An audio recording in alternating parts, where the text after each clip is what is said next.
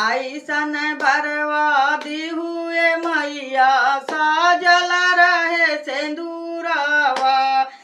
ऐसन बर्बादी हुए मैया साजल रहे सिंदूरवा। इत मैया नैहर में मांगे भैया भतीजा, नैहर में मांगे भैया भतीजा, ससुरे में लौरा देवारवा। ऐसन बर्बादी हुए मैया साजल रहे सिंदूरवा। ऐसन बर्बादी हुए मैया साजल रहे सिंदूरवा। नीक रहे नैहर में मैया, नीक रहे ससुरवा।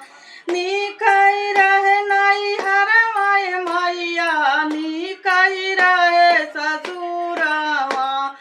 ऐसन बर्बादी हुए मैया साजल रहे सिंदूरवा।